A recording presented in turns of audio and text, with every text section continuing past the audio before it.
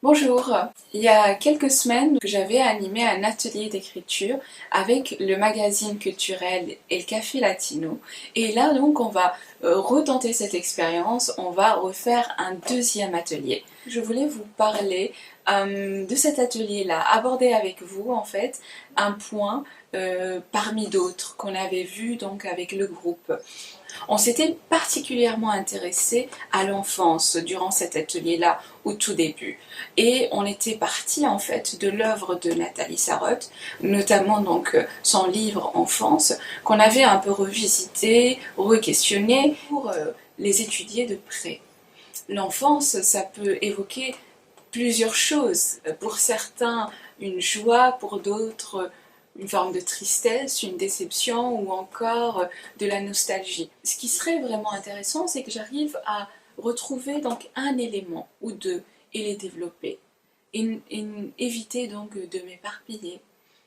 Je me souviens par exemple d'une personne avec qui donc on avait parlé de cette thématique-là et qui s'est souvenue que chez elle en Pologne, et c'était il y a plusieurs années, hein, peut-être que c'était les années 60, je ne me rappelle plus exactement, et ben à côté de son école, il y avait une morgue. Et le jeu consistait à essayer en fait de rentrer dans cette morgue-là. Et une fois, ils y étaient arrivés. Donc elle et son groupe d'amis étaient rentrés dans cette morgue et avaient vu des morts. Ce souvenir-là est assez complexe parce qu'il mélange à la fois quelque chose de l'ordre du jeu, de la joie même, c'était une naïveté, une innocence, et en même temps, donc avec du recul plus tard, quand ils sont devenus adultes, quelque chose de l'ordre du lugubre. Donc on ne sait plus exactement comment se positionner, quoi en penser. Limite, on se demande si ce souvenir-là est bien réel, d'autant plus que le lieu a disparu. Là, par exemple, j'ai quelque chose de très intéressant que je peux développer et raconter. Donc, on voit comment la personne s'est rappelée d'une chose qui l'a interpellée en particulier et donc elle peut, à partir de cela, construire une narration. Ça ne veut pas dire qu'il faut que j'ai un souvenir très fort, très marquant. Ça peut être un souvenir assez léger, au final, limite drôle, et je vais le développer. En parlant de l'enfance, on s'est aussi intéressé beaucoup au lieu, donc le décor. Ce décor ambiant est très important parce que j'aime bien, par exemple, quand il s'agit du texte, que en fait le décor devienne miroir des affects, c'est ce qu'on peut dire, oui.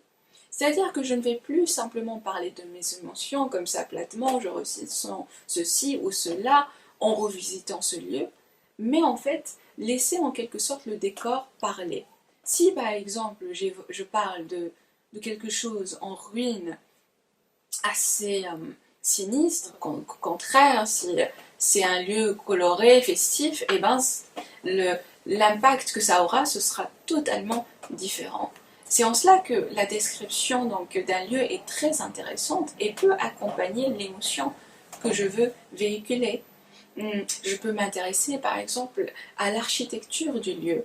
Je ne vais pas hésiter en fait à m'attarder sur des détails, quitte à lire des livres d'architecture par exemple pour être vraiment précise ou encore aller revoir donc certains endroits et m'attarder, les observer, dessiner pour mieux savoir comment donc rendre compte de tout ça.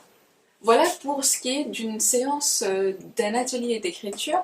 J'ai essayé donc de résumer un point parmi d'autres. Je vous remercie pour donc votre écoute.